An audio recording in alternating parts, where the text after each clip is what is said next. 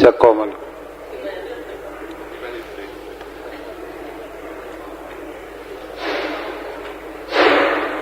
Prego, si siede. Un po' di silenzio in aula. Un po' di silenzio, per favore.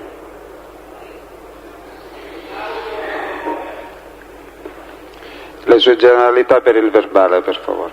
Tenente Colonnello Sergio Regoli, nato a Ronciglione, Viterbo, il 25 marzo del 1949. Sì, ora dovrebbe leggere la dichiarazione di assunzione di responsabilità in ordine alla testimonianza.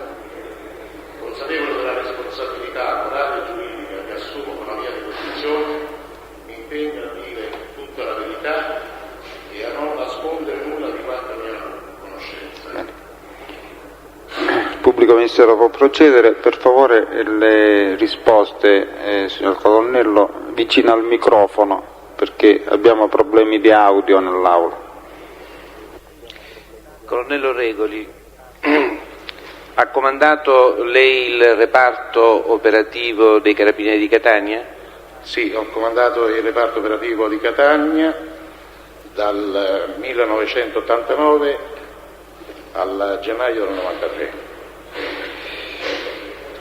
Può riferire alla Corte se in relazione alla vicenda della Super S, cioè dire alla irruzione dei Carabinieri all'interno di depositi nella disponibilità della Super S, lei è stato o meno contattato da elementi riconducibili alla organizzazione facente capo a Santa Paola Benedetto per iniziare o tentare delle trattative in merito alla soluzione della vicenda?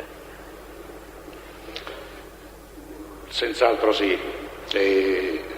Devo dire che nel periodo immediatamente successivo al nostro intervento alla Super S di via Sgruppillo, io fui contattato da una persona, tale Licciardello Giuseppe, che io conoscevo come l'avvocato.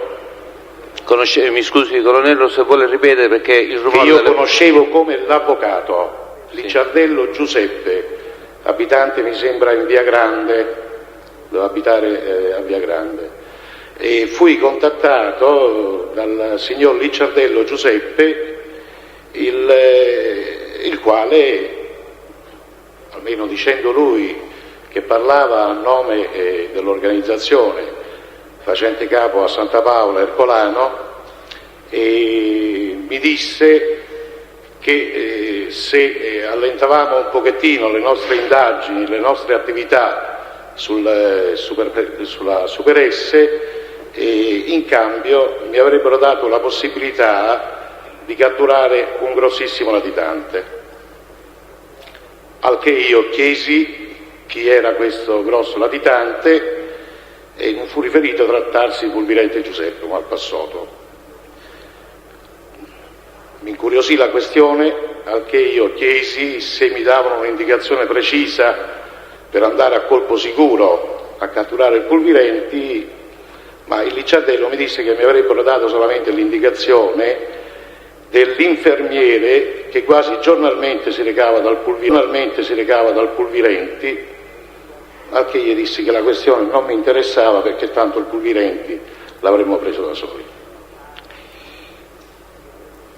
Lei ha elementi a disposizione da poter fornire alla Corte per stabilire che il Licciardello effettivamente parlava in nome e per conto dell'organizzazione del Santa Paola Ercolano? Ma indicazioni ce ne sono. Io posso riferire che durante la mia attività, che non era un'attività di polizia giudiziaria nel vero senso della parola, io come comandante del reparto operativo di Catania ero responsabile a livello provinciale di tutte le attività di polizia giudiziaria e quindi cercavo di tenere dei contatti per vedere quali potevano essere le attività più remunerative su cui lavorare. e tramite una fonte fiduciaria io fui messo in contatto con il Licciardello. Il Licciardello, appena io lo contattai, mi fece capire chiaramente che lui era molto vicino alla famiglia Santapaola.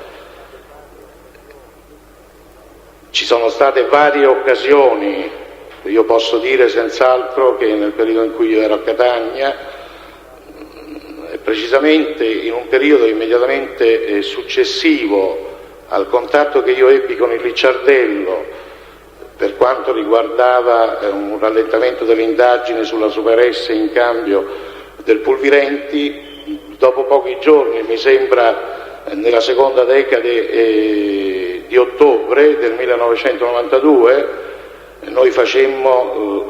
io non c'ero, c'era il personale del reparto che dipendeva da me, del nucleo operativo, facemmo un'irruzione all'interno degli uffici dove lavorava abitualmente il Licciardello, che io ritengo fosse del Licciardello, in via Gabriele D'Annunzio, e all'interno di questi uffici furono trovate persone che erano chiaramente riconducibili al gruppo Santapaola. Vuole indicare precisamente chi erano queste persone? Il signor Ardercolano sicuramente, e poi c'era un altro paio di persone che ora non mi ricordo i nomi, e poi nel corso dell'attività e del corso della perquisizione arrivò anche il signor Galeo Eugenio. Quindi questo chiaramente è un segnale che dimostra in maniera lampante che il Licciardello era molto vicino alla famiglia. In un'altra circostanza io negli uffici dell'avvocato Licciardello ebbi modo di parlare con una persona, e questo incontro mi fu organizzato dall'avvocato Licciardello. Io mi incontrai con una persona non per motivi di polizia giudiziaria, ma mi incontrai con una persona perché era un periodo, mi riferisco alla primavera del 92, inizio dell'estate 92, in cui più fonti davano per imminente un attentato nei confronti di alcuni magistrati di Catania, per cui io mi adoperai a contattare alcune persone per vedere se in effetti c'era questo progetto che circolava. Io contattai questa persona, chiaramente un appartenente alla famiglia Santapaola. Vorrei evitare, se è possibile, di fare il nome di questa persona, perché è stato un incontro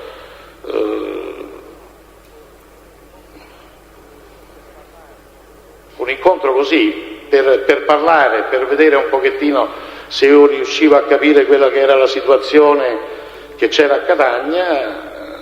Io di questo incontro feci una relazione al procuratore della Repubblica, basta, riferì poi gli esiti dell'incontro al procuratore della Repubblica e finita così la questione. Mi scusi, colonnello, questo incontro innanzitutto dove è avvenuto? All'interno dello studio dell'avvocato Licciardello in via Gabriele D'Annunzio. Io credo che sia opportuno, colonnello, che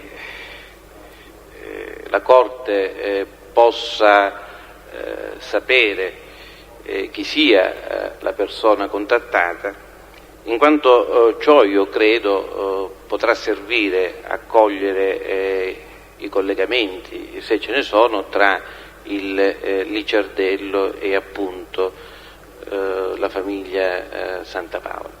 Quindi io insisto perché lei riferisca il nome della persona che ha incontrato in questa casa presente il Licciardello. Il Licciardello non era presente all'incontro, perché il Licciardello dal suo studio mi condusse, non so se era un appartamento comunque collegato allo studio del Licciardello, c'era un ampio salone molto spoglio, al termine di questo salone c'era una specie di rientranza dove c'era una scrivania con 3 sedie e io lì ebbi modo di parlare, di colloquiare con il signor Aldo Ercolano. Quindi in quell'occasione lei parlò con Ercolano, presente il Licciardello, oppure il Licciardello? Il Licciardello si allontanò in quella circostanza, rimanemmo solamente io e il signor Ercolano. E l'esito di quell'incontro, con riferimento al tema che lei si era proposto di esplorare, fu positivo? No, non diede alcun esito. Presidente, mi consente? Le chiedo scusa, Presidente, e chiedo scusa questa volta anche al pubblico ministero. Io ero stato incaricato per la forma più che altro, perché presumo che da un momento all'altro dovrebbero essere in aula i difensori di Ercolano Aldo. Per quello che vale, io pregherei la Corte, se fosse possibile, di proseguire questo esame in presenza di difensori. Io ripeto, è un motivo di opportunità, non credo che cambi molto. Lei non ritiene che sia utile? I difensori sapevano quale fosse la posizione, presumo che saranno presenti tra poco. Credo che sia opportuno che assistano all'interrogatorio e io non ritengo in questo momento di poterli adeguatamente sostituire. Avvocato, io però avrei preferito che lei questa interruzione la facesse dopo che il test rispondeva. No, avevo formulato una domanda. No, mi consenta, io non ho sentito neanche l'ultima domanda. Io mi sono fermato al nome di Aldo Ercolano. È evidente, fra l'altro ho chiesto scusa, ma non intendevo affatto inquinare l'esame su posizioni che non conosco. Appena ho sentito il nome Aldo Ercolano mi è parso opportuno, subito consultandomi con la collega per sapere se avesse notizie dei colleghi Catania, Giuffrida, presumo che stiano per arrivare, io la pregherei caldamente, se ritiene, io penso che senz'altro la Corte... Vorrei sapere se il pubblico ministero può affrontare altri argomenti e riservare è solo questo. Il tema dell'esame del colonnello Regoli era proprio questo. Non c'è altro, riguarda soltanto questo.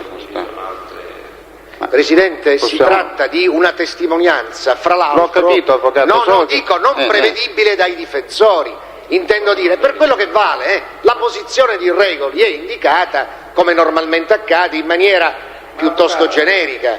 No, ma questo prescindiamo dal merito, è solo una questione di opportunità. Come motivo di opportunità noi solo quello dico io. Possiamo sospendere l'udienza, ma per brevissimo tempo. Io chiedo proprio questo, se non ha possibilità il pubblico ministero di postergare questo tema di indagine, che la Corte consideri l'opportunità di attendere i difensori di Ercolano.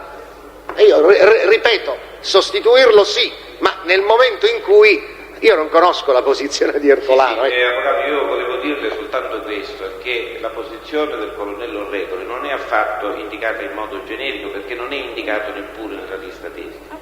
La posizione del colonnello Regoli è emersa dalle indicazioni del maresciallo Grasso, esatto, e nel calendario di udienze. Certamente. Quindi dico, il tema era centrato, era indicato, tutti lo allora poi lei mi chiede. No, io la ritorco in questo modo: se lei ritiene di poter fare questo esame senza i difensori di Ercolano, lo faccio. Io non mi oppongo ad una breve sospensione, ma ovviamente dico, se l'orario dell'udienza era fissato per una certa ora, non credo che possiamo dilatare i tempi. Non mi oppongo ad una breve sospensione. Sono le 16:30. Signor Presidente, mi scusi. Facciamo alle 16:45. No, mi scusi, signor Presidente, se posso... potremmo introdurre, se è possibile, un altro test per utilizzare il tempo, ecco. In questo senso, non so il pubblico ministero... Concordo con il pubblico ministero, non mi sembra opportuno. No, se si vuole ritirare, signor Colonnello, riprendiamo alle 16:45, grazie. Stiamo comodi. Prego prendere posto e se ci può introdurre il colonnello, sì.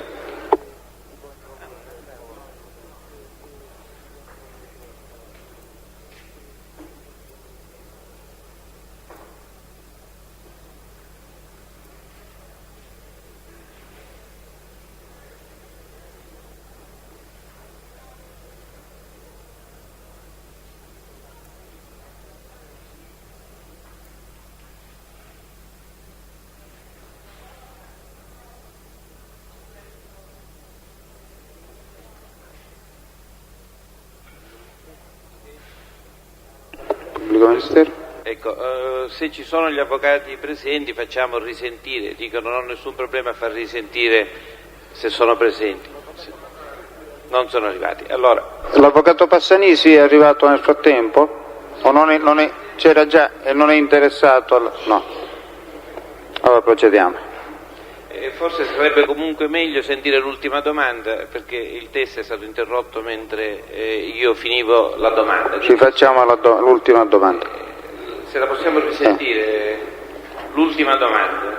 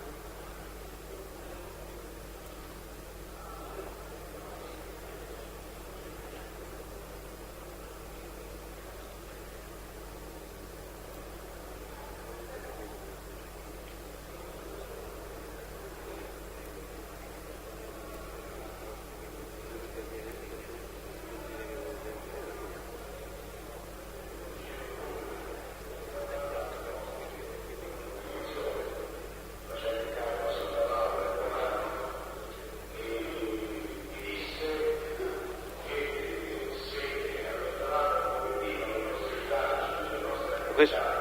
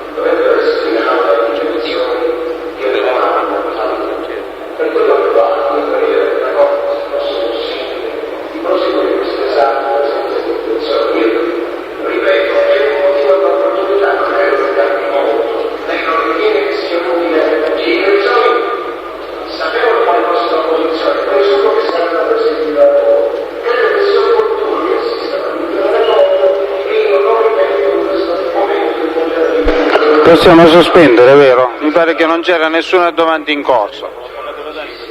Sì, possiamo sospendere, sì. Possiamo sospendere. È arrivato la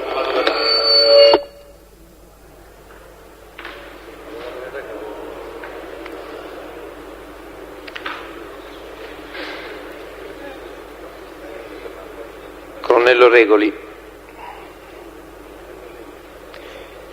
lei contattava Aldo Ercolano come personaggio di spicco dell'organizzazione oppure a livello personale come il signor Aldo Ercolano e stop? Ma chiaramente io non contattavo il signor Aldo Ercolano come una persona normale. Io ripeto, fino a quel momento non avevo mai avuto occasione di parlare con il signor Aldo Ercolano.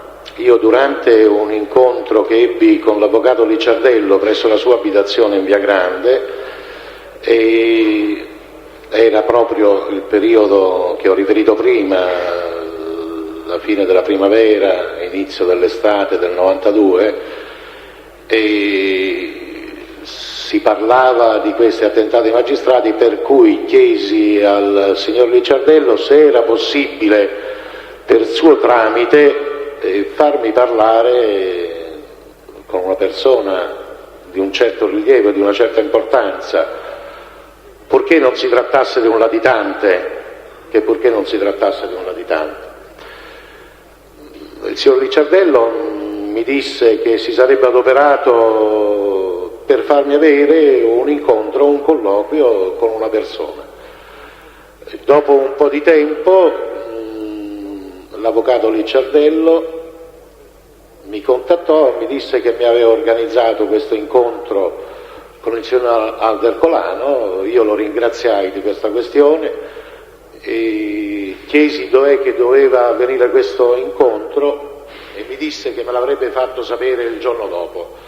Io in quella circostanza mi premunii di scrivere questa lettera riservata al procuratore della Repubblica, non tanto perché io andavo a parlare con il signor Ercolano, perché il signor Ercolano era una persona libera e io nella mia attività di ufficiale di polizia giudiziaria posso contattare chi voglio, però mi premunì di scrivere al procuratore in quanto io sapevo che c'era un'altra forza di polizia che in quel periodo stava lavorando sull'organizzazione facente capo a Santa Paola, per cui fu una forma di cautela per evitare che qualcuno mi fotografasse o per evitare che all'interno dello studio, dell'abitazione dove io andavo a avere questo colloquio ci fosse qualche microspia, qualche cosa. Insomma, mi cautelai un pochettino.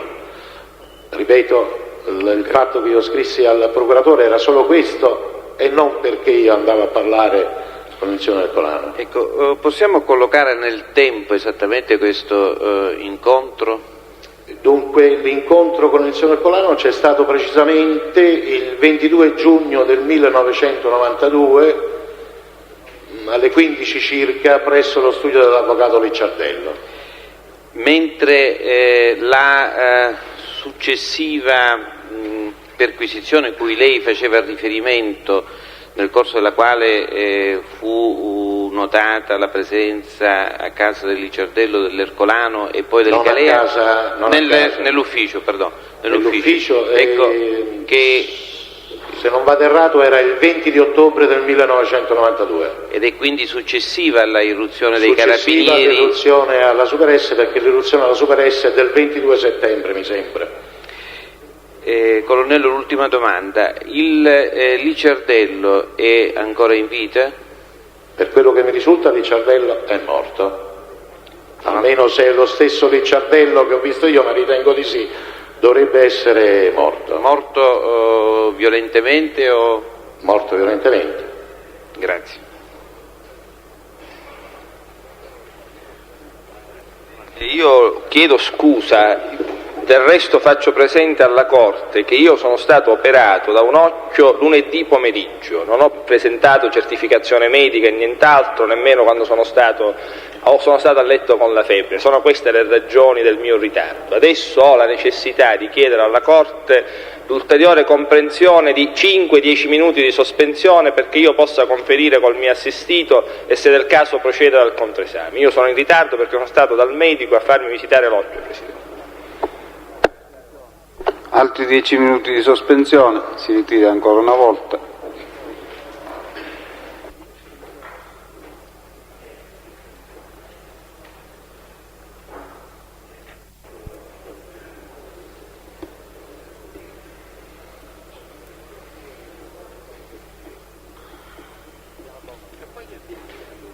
Stiano comodi.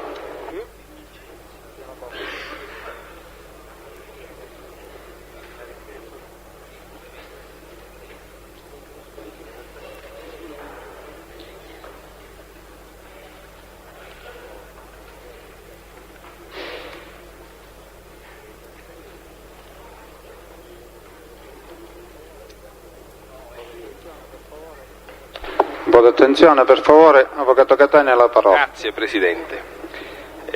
Senta, io non ho ben capito, lei fece una relazione di servizio su questo presunto incontro o no? Io il giorno prima di effettuare questo incontro scrissi al Procuratore della Repubblica, al dottor Gabriele Licata, ho spiegato poc'anzi i motivi per cui scrissi al Procuratore della Repubblica. Quindi era una comunicazione preventiva, per le ragioni che lei diceva poco fa, cioè per cautelarmi. Per cautelarsi. Perché non volevo che si pensasse... Perfetto. Poi lei avrebbe avuto questo incontro. Il contenuto dell'incontro lo ha mai relazionato? Io al Procuratore della Repubblica, la mattina successivo all'incontro, ho relazionato verbalmente quello che era il contenuto dell'esito dell'incontro che io ho avuto, anche perché il Procuratore della Repubblica sapeva i motivi per i quali io mi sarei incontrato con questa persona. Cioè non è stato mai fatto un verbale su questo? Non è mai stato fatto un verbale su questa questione. Ma perché? Perché la riteneva inutile per le indagini? Perché non è che io stessi facendo delle indagini, io non stavo facendo alcune indagini, io mi stavo interessando solamente di capire se quello che alcune fonti facevano intendere, cioè il fatto che si dovevano fare degli attentati nei confronti di alcuni magistrati di Catania, con la mia attività potevo sapere qualche cosa. Non era nessuna attività di polizia giudiziaria nel vero senso della parola, per cui avevo la necessità di riferire per iscritto a chi che sia. La sua qualifica qual è? Mi scusi, Sono tenente colonnello. Tenente colonnello, questa sua ultima considerazione mi sembra per la verità un po' strana. Lei è un pubblico ufficiale e lei sa che come pubblico... No, aspetta. No, ma anche opposizione a cosa? Io ancora la domanda devo fare, mi faccia fare... C'è opposizione al commento. Come al commento? Il commento è la premessa alla domanda. Dico, voglio dire, lei è un pubblico ufficiale, lei sa che è in servizio permanente per 24 ore, insomma si muove come privato, e allora si muoveva come privato cittadino in quel... No, avvocato, io mi muovo sempre come ufficiale dei Carabinieri. Ah, e allora stava facendo un atto d'indagine? Prego? Stava facendo quindi un atto d'indagine? Stavo cercando di capire se quello che arrivava come notizia poteva risultare vero o meno. Insomma, colonnello, dico, ma lei peraltro non dovrebbe risultare... No, scusi avvocato, spenga la sigaretta, per favore. No, è vietato fumare in aula.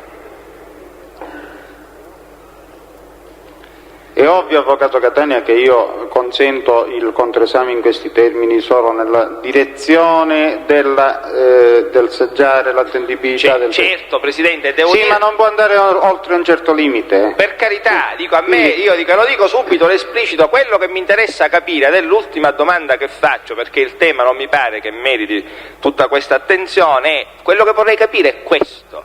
perché non è stata fatta alcuna, dico in violazione di un obbligo, diciamolo pure, perché non è stato fatta la violazione dell'obbligo è una mia considerazione, un'affermazione dell'avvocato, perché non esiste nessuna violazione di obbligo. Non esiste una violazione dell'obbligo. Allora mi spieghi il test, se è possibile, definitivamente, perché non fece una relazione di servizio su tutta questa Scusate, l'argomento è sufficientemente approfondito a mio giudizio, quindi passiamo oltre, se ci sono altre domande. Non ho altre domande, Presidente. Se lei ritiene, che il imputato intende fare delle dichiarazioni spontanee, e peraltro riteniamo opportunamente alla presenza Questo non è consentito e non lo consento io. Non è importante. Farà le sue dichiarazioni quando sarà esaurita l'escussione del test. Ah sì, certo, quando sarà esaurita. Quindi, ci sono altre domande, ci sono altri interventi? Il pubblico ministero ha altre domande? No. Possiamo licenziare il test? Può andare, signor Colonnello. Grazie.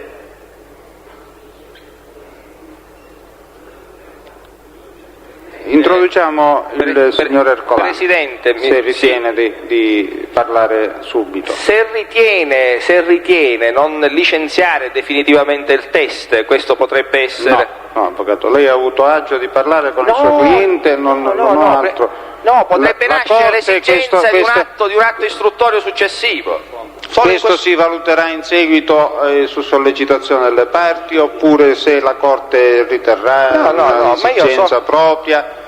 Solo per questo lo diceva, Presidente. Si potrà fare ritornare in qualsiasi momento. Era un'esigenza di economia. Non sono cose da decidere così su due piedi.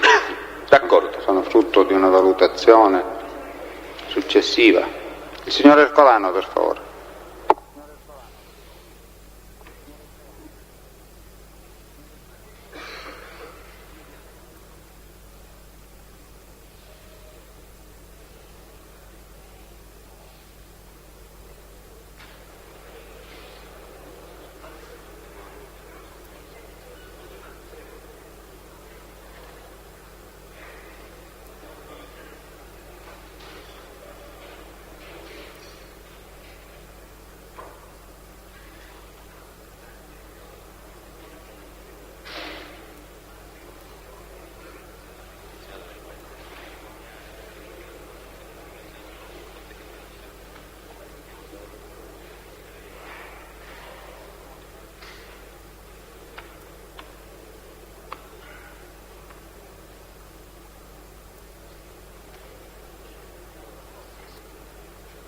S'accomodi.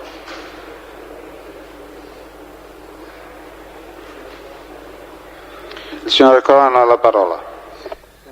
Signor Presidente, io devo precisare che il tenente colonnello, come si chiama, Regalo, è questo signore che è venuto poc'anzi.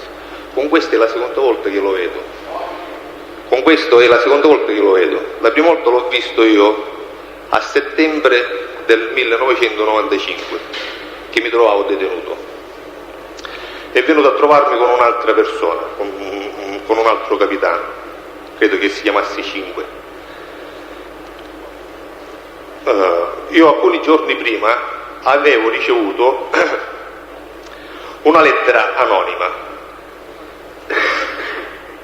che me l'aveva comunicata la direzione, e quando succedono queste cose di solito viene ad interrogare o il giudice di sorveglianza o qualcuno della procura, non lo so. Quindi io aspettavo che da un momento all'altro venivo chiamato. Basta, dopo questo fatto della lettera anonima, un pomeriggio verso le 5 viene il brigadiere e mi dice: guarda Ercolano, c'è il giudice che la vuole interrogare. Io subito penso sarà per il fattore della lettera che avevo ricevuto. Mi portano, in fondo, vicino alla sala degli avvocati, e mi trovo davanti queste due persone. Oh Ercolano, buonasera, credendo che fossero i giudici. Dice: Ercolano, si sta ricordando di me? Anzi, la trovo cambiata. detto, senti, guarda, io non mi ricordo completamente di lei, chi è? Dice, io sono il tenente colonnello Regoli.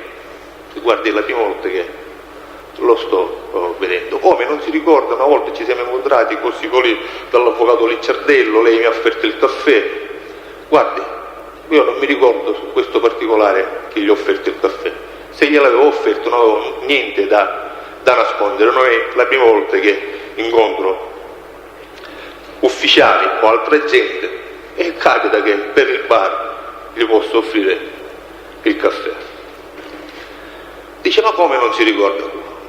Signor capitano, signor maggiore, dice, non mi sto ricordando comunque, perché anzi dice Ercolano, mi scuso che l'ho fatta chiamare dicendo che ero il giudice, sa com'è, per non far capire niente ai suoi compagni di cella, guardi, questi problemi io non ce l'ho completamente, lo potevo mandare a dire, poi se mi andava di venire venivo, allora restavo in cella. Comunque cosa vuole colonnello? Dice, no, sono venuto a trovarla così. Dice, il fatto che era successo, diciamo, una disgrazia, la morte di mia zia. Dice, sono venuto a trovare per questa morte, così ho detto, guarda, mia zia poveretta, sicuramente stava poco bene, è scivolata dalle scale e ha avuto questo incidente. Non voglio parlare, non ho niente da dire e la smetta, anche perché precedentemente era venuto il dottor Bertone a trovarmi all'Asinara e avevo fatto questo discorso di cui gliel'avevo anche detto. Ma gli ho detto, come mai questa visita? No, dice Ercolano, ho avuto solo adesso la possibilità di venirla a trovare e da un bel pezzo che cerco di venirla a trovare non mi è stato possibile, la procura mi ha dato solamente adesso la possibilità. Gli ho detto, guardi, ma tanta altra gente è venuta a trovarmi, a farmi delle proposte. No, dice, ancora non sono venuto poi a fare determinate proposte, perché vengono con la cartella a fare le proposte, poi lasciano i deplian e tutto. Comunque, gli ho detto, guardi, ha sbagliato persona, è inutile che lei viene a... No, dice, ancora non sono venuto così a trovarla, ma il processo come va, la sua posizione? La mia posizione è quella che è. Serenamente, adesso inizia il processo, ce lo facciamo, quello che viene ci prendiamo. E sempre lui batteva nel discorso di questo caffè, che se, come dice lui, che poi credo che non ci sia stato niente di discussione, non lo so, si può anche domandare, ma non capisco perché io lo dovrei nascondere. Con tutto ciò, certo, mi faccio delle mie immaginazioni, delle mie cose, ci sarà rimasto anche male che la mano gliel'ho data un po' fredda perché in base a una battuta ho dubitato se fosse stato uomo o meno in certi discorsi che diceva, può anche darsi che sia stato questo qua, non lo so, ma non riesco, cosa stanno cercando di organizzare o di fare.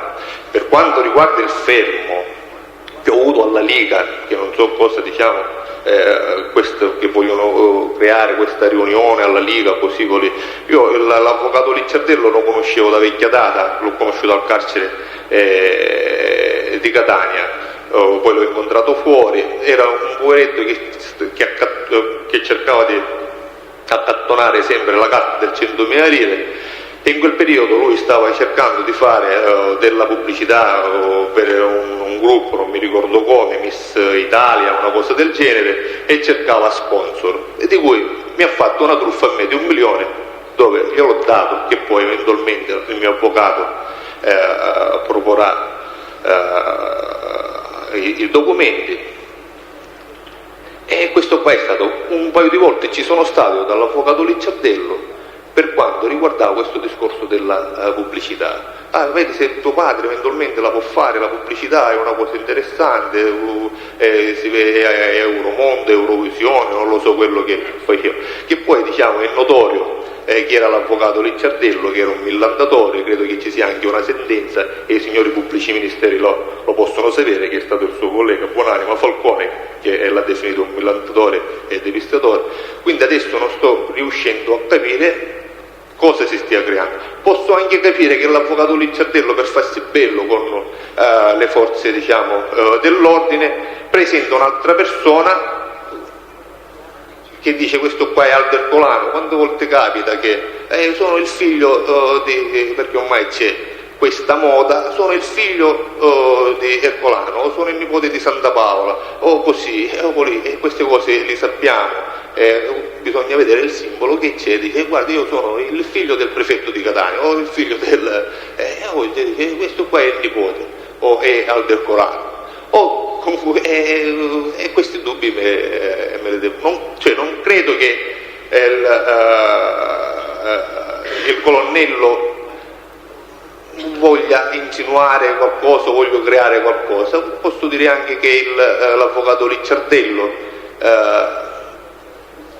si voleva creare le proprie amicizie, non lo so come spiegare, ma comunque stiamoci bene attenti a queste cose.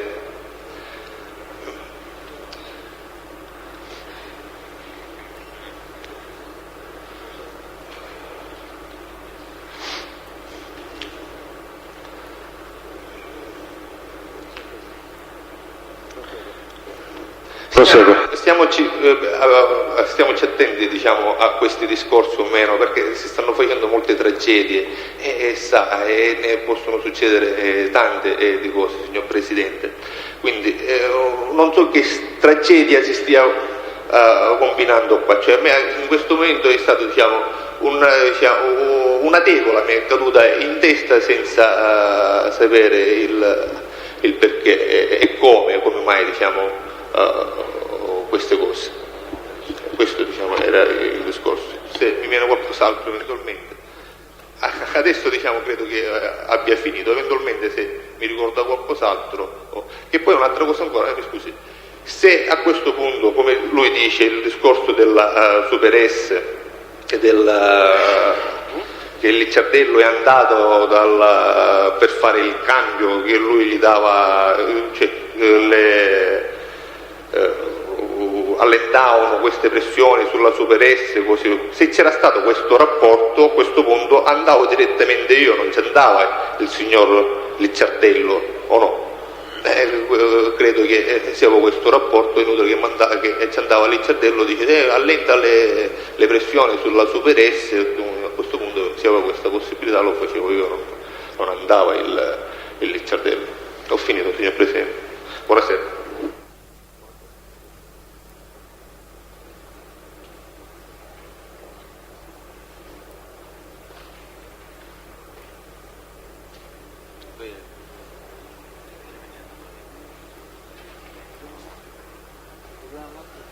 Proseguiamo. Testo successivo.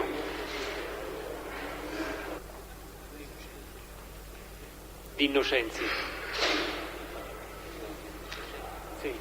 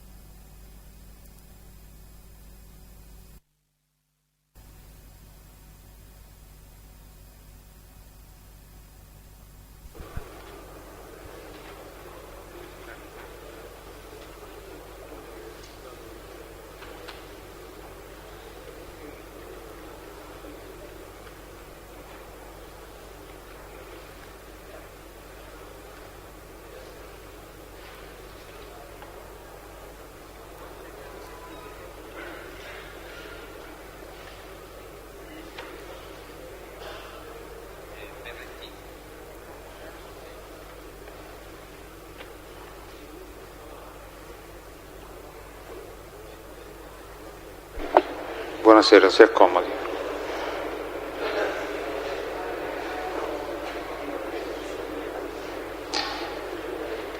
Le sue generalità per il verbale. Di Innocenzo di Michelangelo, nato a Bari il 28/10/1947. Il luogo di residenza, per favore. Bari, via Lombardia 11. Vuole leggere la dichiarazione di assunzione di responsabilità in ordine alla testimonianza?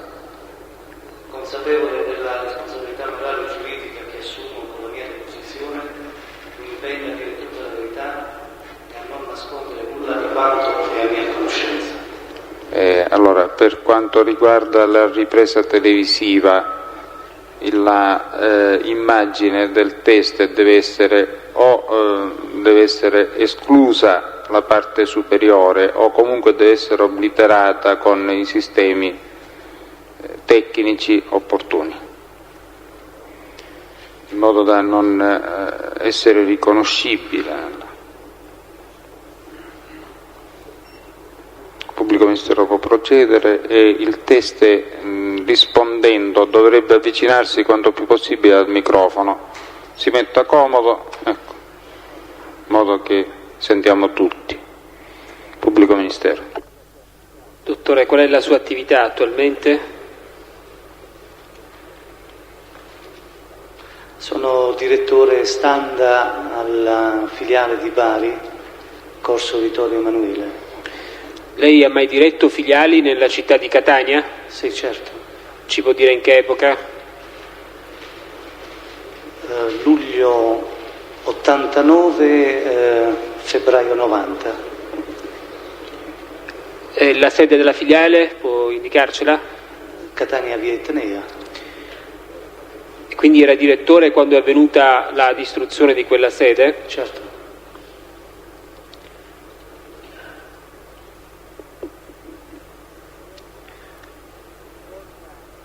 Ricorda se in esito a quel fatto lei o altri dell'azienda assumeste delle iniziative per cercare di comprendere cosa fosse avvenuto? No, ma iniziative particolari no. Cioè, c'era grande stupore, ma non si poteva far altro che accettare una situazione di fatto. Chi era il suo diretto superiore? Il mio diretto superiore allora era il signor Rotolo, Francesco, allora capozona. La carica esatta del signor Rotolo qual era? Era responsabile di zona. Lei ha mai ricevuto richieste di natura estorsiva in periodo antecedente o successivo al fatto che ha determinato la distruzione della filiale? No, ero arrivato a Catania da pochissimo tempo, ero ad Agrigento prima e prima ancora a Ragusa. Ho pensato a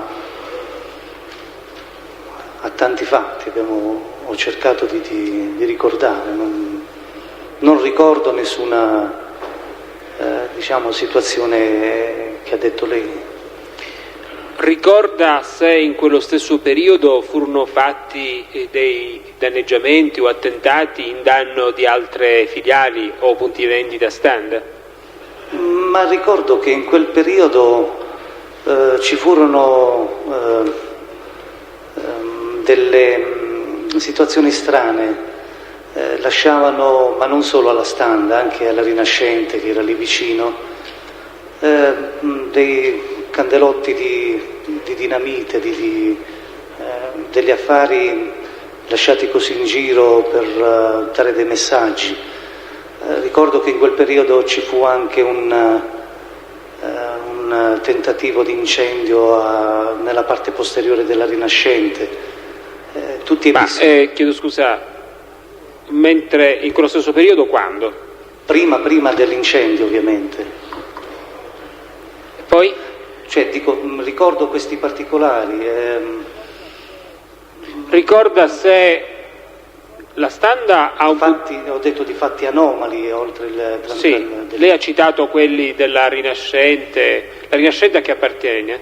Al gruppo, non al gruppo Rinascente, al gruppo Standa, non al gruppo Fininvest. Rinascente è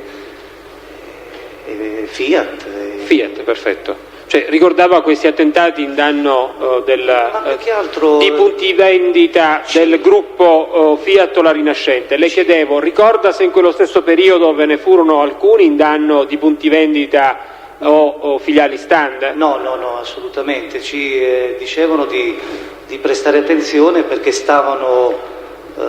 lasciavano in giro questi affari che si somigliavano, ma almeno nei punti di vendita Standa non è mai accaduto questo.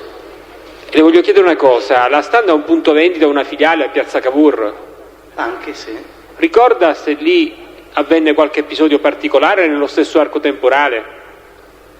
Ma c'è stato la domenica successiva un altro tentativo di incendio, dovettimo accorrere in filiale di domenica 3 giorni dopo perché nella parte esterna, nell'intercapedine, si era sviluppato un incendio.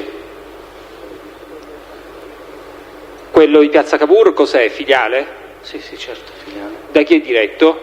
Il signor mio collega Di Gregorio. E lei quando ne ebbe contezza di questo fatto? Quando ebbe, mi scusi, contezza di questo fatto, di quest'altro episodio? Ma ero a casa a Catania, abitavo in via Umberto, mi telefonarono i carabinieri e mi dissero, perché ero diventato dopo l'incendio di Catania il primo punto di aggancio per informare, mi dissero che si stava sviluppando un incendio e dovetti accorrere anche lì. E ricorda se altri punti vendita o filiali non di altri gruppi del gruppo di Standa avessero subito attentati in quello stesso arco temporale? No, assolutamente. Ricorda se a Piazza Risorgimento esiste una filiale o un punto vendita Standa? Ecco, io ora manco da Catania da 6 anni. Piazza Risorgimento sarebbe la filiale dove c'è il carcere, per caso? Vicino lì? No, è un po' più lontano, è da quel lato della città ma più lontano. No, fummo chiamati una notte, non mi ricordo ora se dopo una settimana, ricevetti di notte un'altra telefonata che avevano visto del fumo fuoriuscire dalla filiale, non so se è quella di Piazza Risorgimento. Io so che andai verso la zona del carcere, no, era la parte di sinistra, via Etnea, feci via Etnea in fondo verso l'uscita e poi uno stradone in su. Io ho detto, sono stato anche pochissimo tempo a Catania. E andammo lì e lì trovammo i carabinieri, trovammo i metronotte, perlustrammo la filiale. No, io glielo chiedevo, siccome ricordava gli attentati al gruppo La Rinascente, pensavo che ricordasse anche meglio quelli del gruppo Standa. E mi dica, si ricorda se a Paternò c'era una filiale o un punto vendita Standa? Paternò? Sì, certo. Ricorda se quella filiale ebbe a subire attentati o danneggiamenti o qualcosa di simile? Io sino alla data in cui sono rimasto a Catania, perché dopo l'incendio il 14 o il 15 febbraio ero già su a Massa Carrara, ero stato destinato alla direzione di un altro punto di vendita Standa. Quindi non lo ricorda? So che ho appreso dai giornali di altri incendi avvenuti nella zona del Catanese, sono rimasto in apprensione per diverso tempo e seguivo a distanza questi avvenimenti per cercare di capire anche quello che stava accadendo. Ricorda se all'epoca in cui era direttore della filiale di via San Michele, via Etnea, esistesse un programma dell'azienda per la creazione di un centro commerciale? Non era a mia conoscenza, il mio ruolo non mi permetteva di andare oltre l'attività che svolgevo.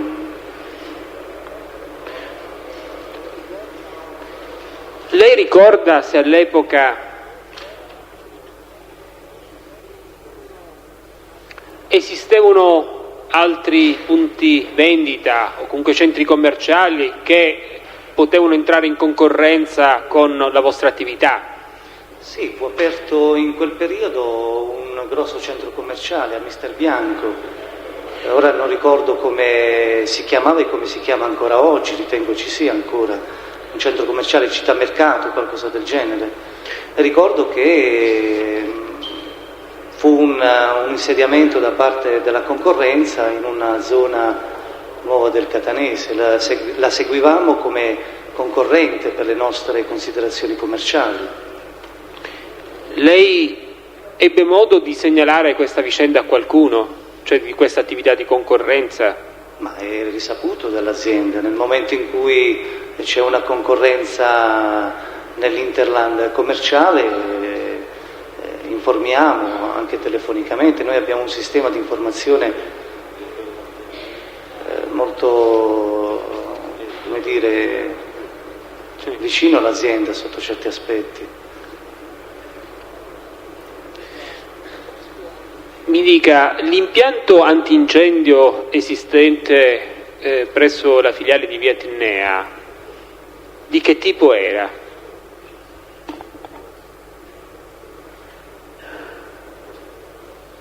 Non c'era l'impianto sprinkler. Cioè l'impianto a pioggia? A pioggia non c'era. So che c'era ora devo anche ricordare, un sistema di sistema sonoro, se ricordo bene, un sistema sonoro in caso di incendio, un sistema di calore o qualcosa del genere. Però ricordo che l'impianto a pioggia non c'era, l'impianto sprinkler. Della sicurezza della filiale di Via Etnea chi si occupava?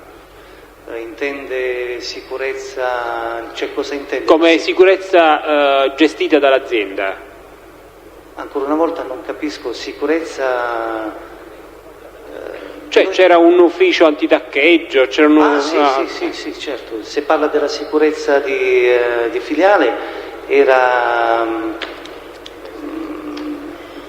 negli uffici, ora non ricordo se di Palermo o di Catania, e c'era il responsabile, il signor Calapai, se ricordo bene. Signor? Calapai. Mentre c'era qualche controllo esterno affidato ad agenzie private? No.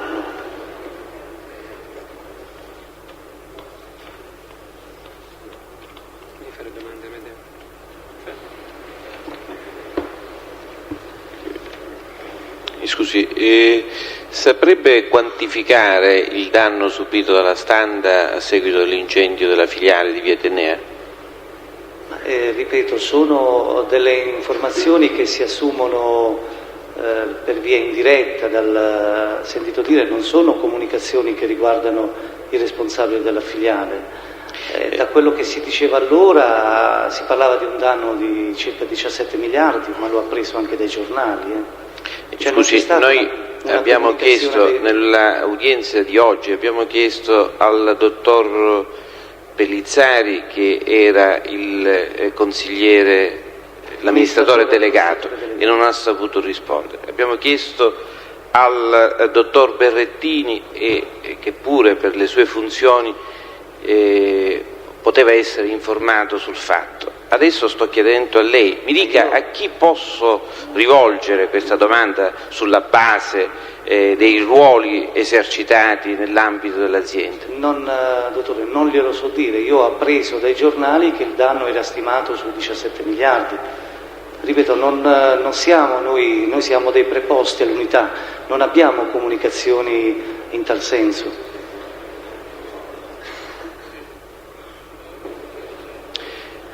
Lei ha mai subito minacce, richieste particolari di denaro? Guardi, dottore, io andando via da Catania dopo il fatto, dopo quello che si è saputo successivamente, ho avuto modo di pensare, di cercare di ricordare. Contatti ce ne sono tutti i giorni, è un'attività dove si è costretti per natura del lavoro ad avere contatti continui con commercianti. Non ultimo, per esempio, nella città di Massa Carrara si è aperto ultimamente un'altra città mercato, un altro centro commerciale, e anche in quel periodo, prima dell'apertura, di contatti con le attività commerciali. Mi riferivo però, mi interessava la situazione di Catania. Lei ricorda... Di contatti in quel periodo ce ne sono stati con i commercianti, ricordo di Mister Bianco, perché si lamentavano della situazione del centromercato aperto recentemente. E si lamentavano con voi? Ma quando si parla di situazioni commerciali e diciamo l'attività subisce, o qualsiasi attività subisce una flessione nelle vendite, è sempre un motivo di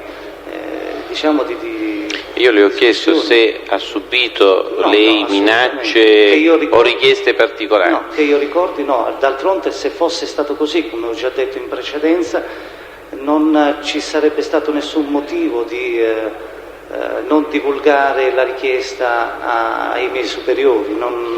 Lei conosce non abbiamo autonomia in tal senso. Lei conosce il signor Ranno Giuseppe? Quando ho visto la citazione non ricordavo più chi fosse. Ci siamo rivisti e se non fosse stato lui a ricordarsi di me, è stato così pochissimo tempo in azienda, era un personaggio che doveva inserirsi, che si era inserito nella funzione del personale della Sicilia, non so, penso orientale, perché allora... Cioè, con quali funzioni, mi faccia capire? Responsabile funzioni personali, relazioni personali.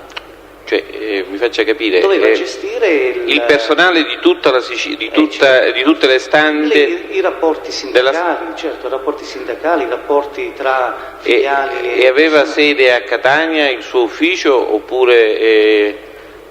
Guardi, quando l'ho conosciuto ero ad Agrigento e so che era in affiancamento con il dottor Giacalone a Palermo, perché la sede del personale allora era a Palermo. Le risulta se il Ranno ha subito minacce? Abbiamo avuto forse una o due occasioni di incontro in filiale per i problemi di filiale, non di più. Le chiedo, quindi lei non è al corrente? No, assolutamente. Non ho altre domande. Controesame? Ci sono domande per il test? Possiamo licenziarlo? No. Avvocato Passarello. Sì. Dottor Di Innocenzi, desideravo conoscere che dimensioni aveva nella filiale standard da lei diretta il reparto latticini? Grandi, medie, piccole dimensioni? Se vi era? Sì, era un settorino, un banco non come si usa la misura in attività commerciale, non più lungo di 1 metro e mezzo, 2 metri, non di più. Quindi un settore molto piccolo, è esatto? Sì, approfitto della sua esperienza, credo di aver capito che è stato già direttore di diverse filiali Standard Italia, Catania, Massa e attualmente a Bari. Io ho fatto prima Bari, poi Cosenza, poi Agrigento, Catania, Massa Carrara. Sì.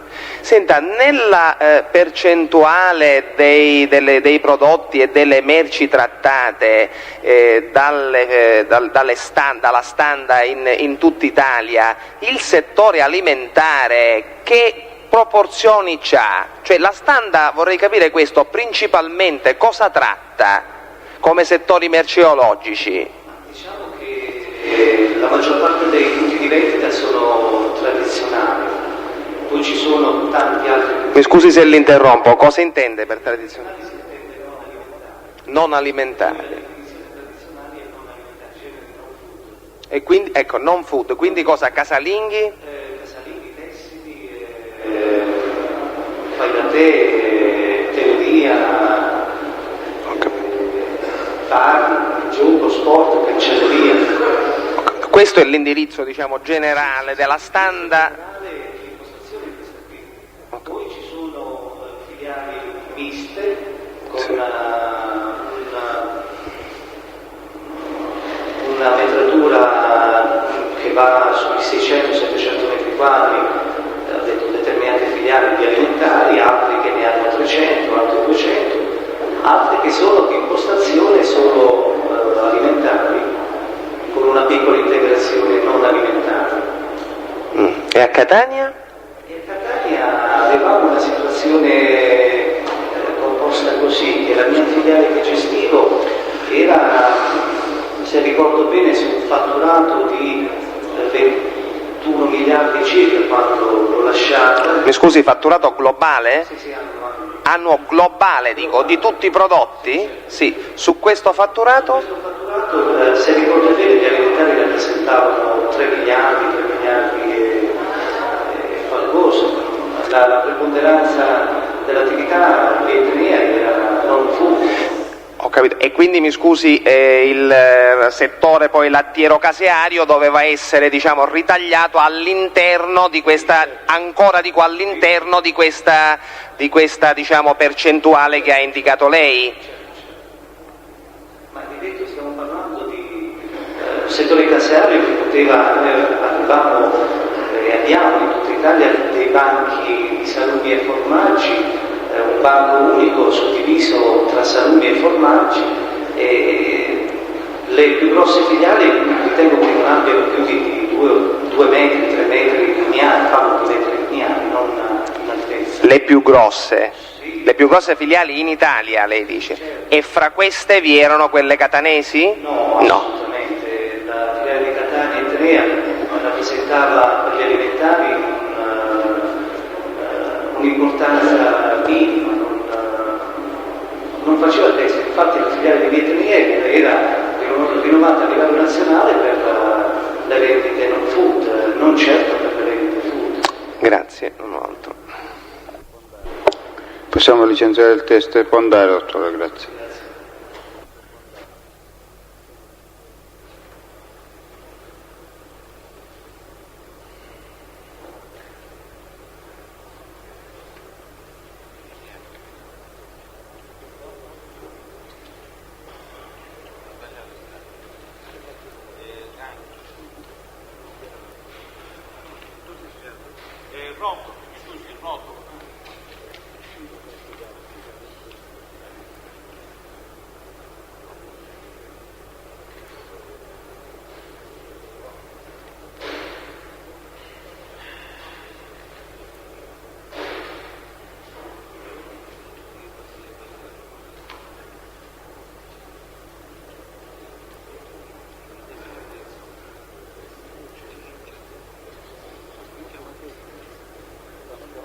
Prossimo test, lo stanno chiamando?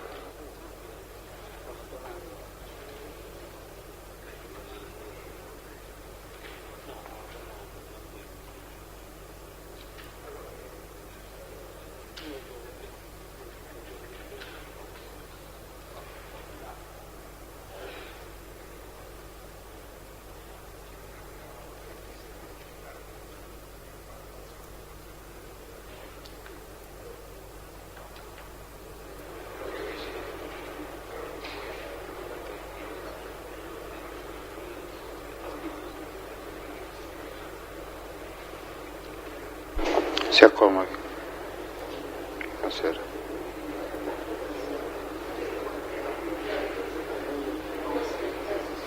Si sieda, lei è il signor? Roto Francesco.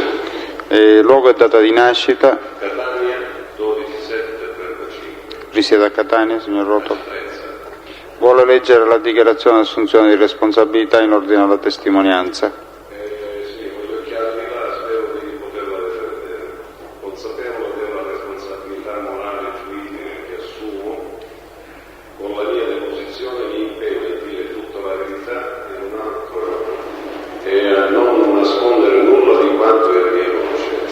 Ora ascolti le domande del pubblico ministero, risponda parlando vicino al microfono, grazie.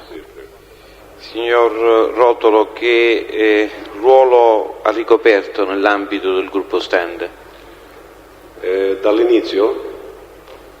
Sì, O quale periodo? Perché... Con riferimento, allora, individuiamo il periodo, con riferimento all'incendio di via Etnea del 1990. Ho capito, a quell'epoca ero responsabile di zona per la Sicilia orientale e la Calabria. Cosa significa responsabile di zona? Praticamente quasi un ispettore, insomma, così, tanto per identificare la figura professionale, responsabile del coordinamento di tutte le filiali a me affidate relativamente alla vendita, soprattutto alla vendita, perché per le altre mansioni avevo dei collaboratori che si interessavano di amministrazione, di personale, di problemi tecnici. Ecco, con riferimento all'incendio della Stand di via Etnea, può riferire alla Corte se le risulta che vi siano state delle richieste di denaro o comunque richieste di altro genere nei confronti di dirigenti del gruppo Stand? Per quanto mi risulta assolutamente no, né da parte dei miei collaboratori né per voci pervenutemi, assolutamente mai, niente, né a livello di minacce, di telefonate, nessun mio collaboratore mi ha mai accennato una cosa del genere. Ricorda se vi sono stati altri punti vendita Stand che abbiano subito attentati o comunque azioni di intimidazione in quel periodo? Sì, immediatamente dopo l'incendio della filiale di via Etnea subimmo altro tentativo nel nostro supermercato di piazza Cavour e un altro sulla filiale di piazza Risorgimento. In provincia, se ricordo bene, non erano nostre filiali ma qualche altro affiliato Stand mi pare che abbiano avuto qualcosa del genere. Ricorda in particolare dove, in quale centro? Se non erro, mi pare Caltagirone e Paternò, non ricordo bene sinceramente. Comunque ho capito, un paio di affiliati. Ecco, il periodo è sempre lo stesso? Sì, molto vicino al periodo, credo di ricordare che era molto vicino al periodo dell'incendio di viale di via Etnea. E con riferimento alla filiale di via Etnea, ricorda se in precedenza vi erano state altre azioni di intimidazioni? No. Qualche segnale particolare? Sinceramente no, assolutamente non me ne risultano, anche perché io opero a Catania dal luglio del 79 e sinceramente non ricordo mai di aver avuto notizie di minacce o telefonate, insomma, assolutamente no.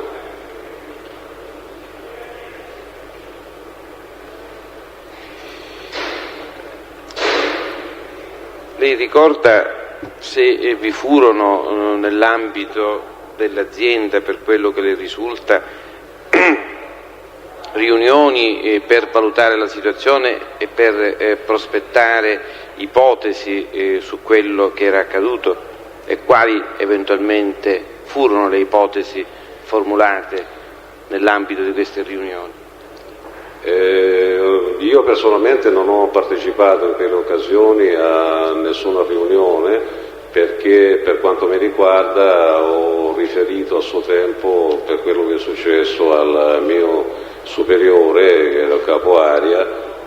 Credo che qualcosa comunque in azienda si sia fatta per vedere esattamente perché era successa una cosa del genere, ma non ho partecipato a riunioni se non visti a Catania qualche funzionario, qualche dirigente che veniva perché convocati da questore, da prefetti, ma non ho partecipato assolutamente a nessuna riunione formale, salvo che a scambiare qualche parola con questi dirigenti che venivano giù. E così, pur parlé, si diceva ma come è successo, ma come mai, non ci si spiegava come mai fosse successo quel disastro in via Etnea, considerato che era una filiale di prestigio che avevamo peraltro anche ristrutturato da pochissimo tempo, spendendo anche un bel po' di soldi. Insomma. Lei è in grado di quantificare il danno subito dall'azienda a seguito dell'incendio? Per quanto riguarda il discorso della merce, se adesso mi scusi ma sono passati un po' di anni e sono un po' fuori dalle carte, credo che a livello di merce il discorso si aggirasse sui 10 miliardi, mi pare, 10-12 miliardi, a livello solo merce. Per il ripristino delle strutture e l'altro è chiaro che i miliardi sono diventati, credo, quasi doppi. Però se ricordo bene il monte merce ammontava a una decina di miliardi, se ricordo bene. Per quanto riguarda i locali di Piazza Cavour, ecco, questi locali erano di proprietà della Standa o erano stati... No, locali in affitto, dottore. Da chi erano stati presi in affitto?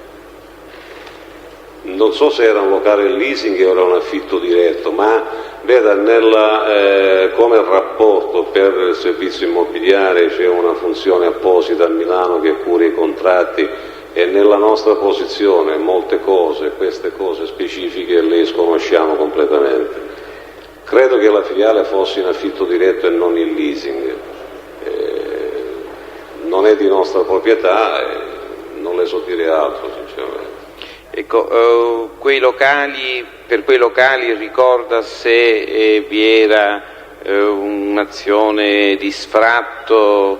Sì, questo sì, mi risulta che ad un certo punto, adesso non riesco a collegare bene il periodo se è stato precedentemente al discorso del tentato incendio anche di quella filiale o successivo, però c'è stata sicuramente una richiesta da parte della proprietà di scindere il contratto, addirittura si parlava poi di trasformare la filiale in affiliazione con gli stessi proprietari, però è un vissuto abbastanza dall'esterno per quanto mi riguarda, perché ritengo, ripeto, sono rapporti che si tengono con le funzioni apposite della sede. Però c'è stato il tentativo della scissione del contratto da parte della proprietà, questo mi risulta, perché c'è stato anche il discorso di intervento sindacale, perché si temeva che il personale potesse essere licenziato nel momento in cui la filiale sarebbe stata chiusa da parte dell'azienda, e poi si è addivenuto a un accordo che non so quale, il rinnovo di affitto, non so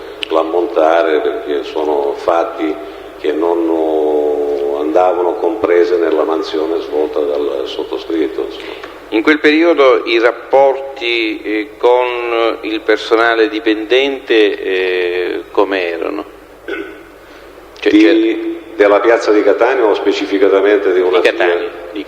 Di Catania? Sì. Ma io non ho avuto problemi grossi con il personale di Catania a livello sindacale, tanto per essere chiare nello specifico, nessun problema particolare in quel momento.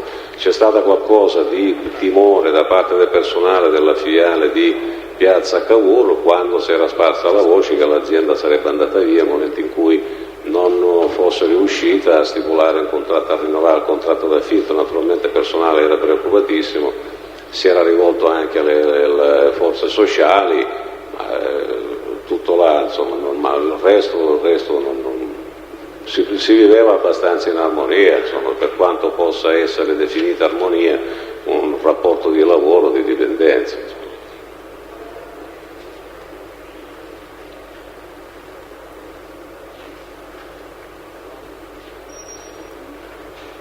Non ho altre domande?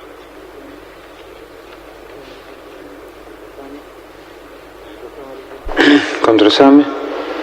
Possiamo licenziare il test? Può andare, dottore, grazie. Buonasera. Test successivo?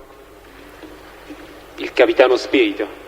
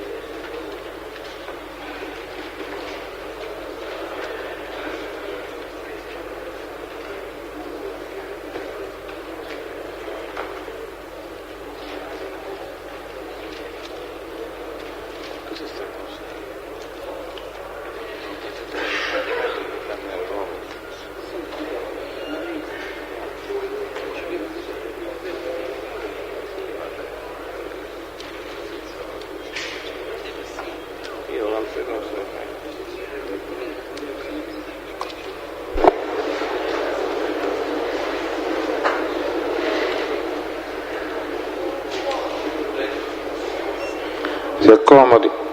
Buonasera. Le sue generalità per il verbale, per favore. Sono il capitano Giovanni Spirito. Il luogo e data di nascita e il luogo dove presta servizio. Più che il luogo, le sue funzioni, diciamo, dove presta servizio. Nato a Maddaloni, provincia di Caserta, il 3 ottobre 1966. Preso servizio ora presso la Regione Carabinieri Puglia, in Bari. Bene. Dovrebbe leggere la dichiarazione di assunzione di responsabilità. Consapevole della responsabilità morale e giuridica che assumo con la mia deposizione, mi impegno a dire tutta la verità e a non nascondere nulla di quanto è a mia conoscenza. Così ascolti la domanda del pubblico ministero, il quale può procedere. Capitano, ha prestato servizio presso il nucleo operativo del comando provinciale dei Carabinieri di Catania? Sì. Ci può dire in che epoca? Dal 92 al 94. Lei si è occupato di attività investigative relative ai supermercati Super S? Sì. Ci può dire in che cosa sono consistite queste attività di investigazione?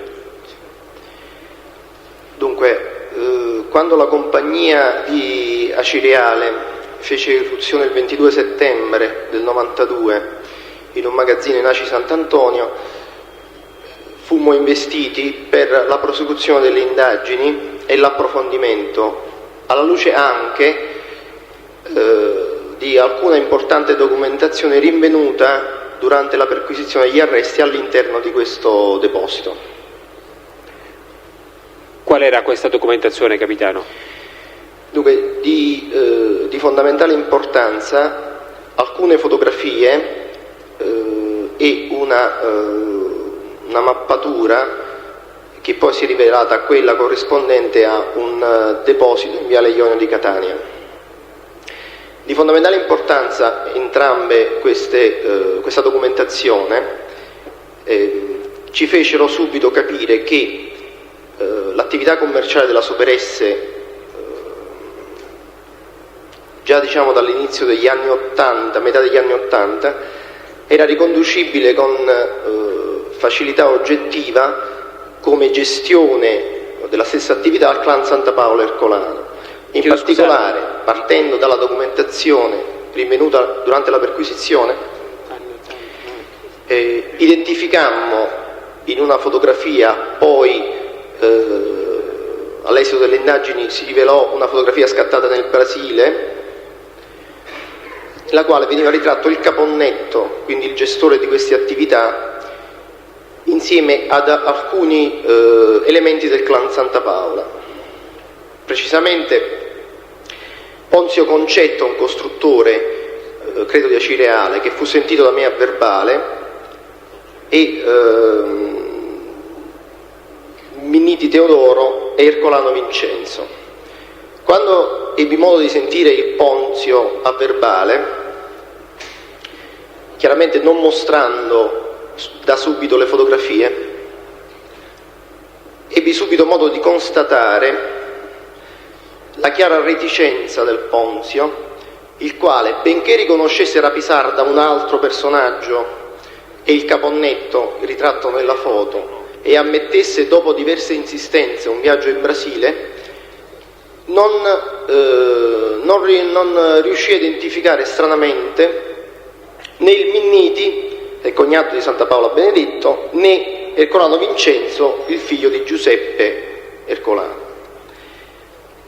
Tra l'altro, cosa che destò in noi inquirenti una certa inquietudine, fu che nel passaporto del caponnetto, poi rinvenuto nella stessa perquisizione, non vi era alcun visto d'ingresso e di uscita dal paese, dal Brasile appunto, dove lo stesso Ponzio ammise di essere stato con il caponnetto.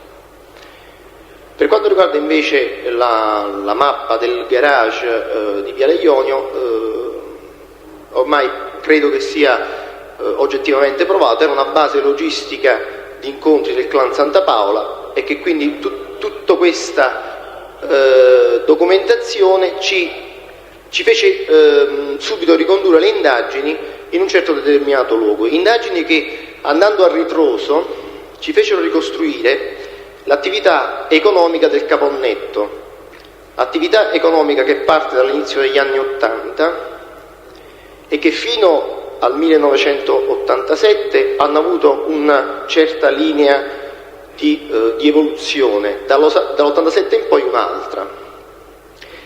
In sintesi, volendo parlare dell'attività economica aperta dal Caponnetto dagli anni '80, dall'inizio degli anni '80 fino al 1987, illuminante in questo senso è un brano che l'avvocato D'Arrigo riporta in qualità nella sua relazione in qualità di curatore fallimentare della Salvina, dove traccia delle inquietanti, oggettive e molto lucide deduzioni su tutta l'attività economica della Salvina e di altre 4 società gestite dal Caponnetto. Se col permesso del signor Presidente potrei leggere un brano del mio rapporto dove in poche righe l'avvocato D'Arrigo definisce alcune responsabilità che indica nella sua relazione e alcune, come dicevo prima, inquietanti deduzioni che dimostrano come questa attività economica non fosse altro che un paramento per la gestione e il riciclaggio di denaro. Mi scusi capitano, lei ricorda, credo, esattamente il contenuto di queste osservazioni? Sì. Quindi lei può riferire senza bisogno di leggere? Sì, in pratica l'avvocato D'Arrigo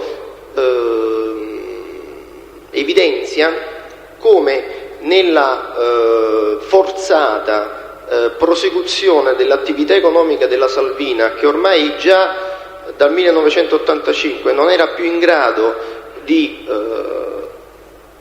pagare tutti i debiti che ormai ammontavano a 1,5 miliardi circa,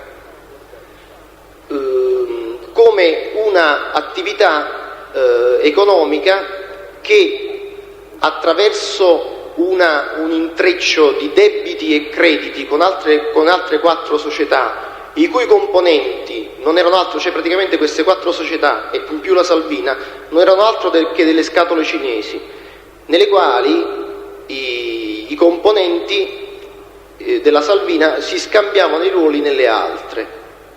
Ma non solo, in pratica da alcuni accorgimenti nei bilanci si evidenziava come questa attività avesse un grosso giro d'affari e ammontante a diversi miliardi, quindi che poteva, si legge tra le righe chiaramente, poteva chiaramente essere usata, anche perché giustamente nota, non si vede perché questa Salvina dovesse proseguire un'attività ormai cessata da diversi anni, dovesse proseguire la sua attività se non per appunto continuare a riciclare quel denaro che aveva avuto negli anni precedenti. Dall'87 in poi, una volta che dopo appunto la relazione dell'avvocato D'Arrigo, evidentemente il Caponnetto è costretto a ripiegare su altra attività che apre immediatamente prendendo spunto da una società, la Gefin, una società finanziaria che era nata a partire dall'inizio degli anni 80, 82, 84, ma era rimasta inoperante. La prima mossa che fa il Caponnetto è quella, tramite un suo collaboratore, di acquisire la maggioranza del pacchetto azionario e di cambiarne l'oggetto sociale e il nome. Quindi si arriva alla Sival. La Sival apre un suo punto vendita in via Sgropillo che è sita appunto nelle vicinanze dell'abitazione del Benedetto Santa Paola, che è uno degli elementi che poi, insieme ad altri, ci porterà alla riconduzione di tale attività economica al clan Santa Paola Ercolano. L'attività inizia come compravendita di vini. Successivamente, è da qui che si incomincia a intravedere sia l'aumento di flusso di capitali inaspettato, successivamente cambia di oggetto sociale e diviene, con un aumento dei capitali, diviene un centro commerciale alimentare. Un centro commerciale alimentare che inizia col punto vendita di via Sgropillo, ma un improvviso e inaspettato boom economico gli fa acquistare altri 4 centri commerciali in Catania e in provincia, nonostante, e questa è una delle osservazioni che ci riconduce un po' alla relazione dell'avvocato D'Arrigo, nonostante questa società fosse affiliata al gruppo AEO. Essendo una affiliata, quindi una società che non era capace di acquistare merce all'ingrosso in maniera diretta, ma in maniera indiretta, non poteva che avere piccoli margini di guadagno, ma stranamente nel giro di soli 2 anni la società, cambiando anche tra l'altro nome, quindi da Sival in Super S, arriva ad avere un fatturato annuo di 24 miliardi. Ma non è solo questo che ci incominciò a rendere chiaro qual era l'effettivo oggetto sociale di questa società. Dalla variazione dei ricarichi percentuali registrati negli anni, notiamo che c'era un ingresso di liquidità molto grossa che non poteva, come ho detto prima, provenire dalla vendita dei prodotti. Inoltre, nel biennio 88-90, che è il biennio boom della Super S,